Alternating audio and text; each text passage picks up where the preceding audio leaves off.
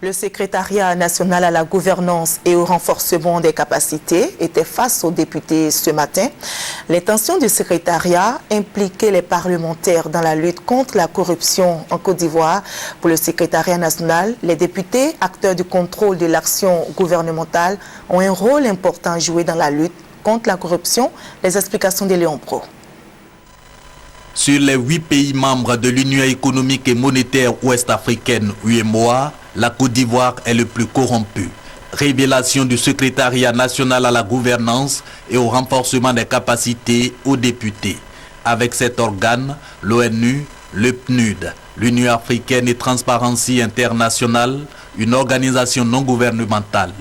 Tous indiquent que la corruption est une culture, tant pour le citoyen que l'administration. Toute chose qui fragilise, selon eux, la démocratie et ralentit le développement.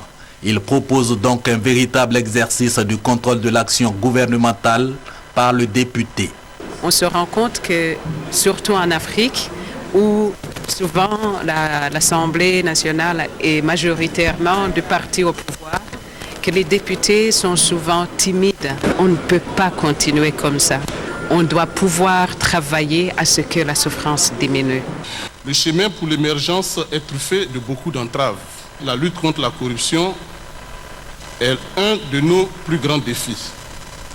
Nous avons tous le devoir de nous y engager. Mais comment le Parlement pourrait-il agir efficacement contre la corruption? Réagissent les députés.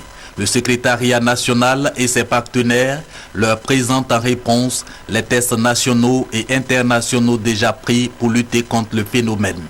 Certains pays africains, le Botswana, l'île Maurice et le Cap-Vert sont également présentés comme des modèles en la matière.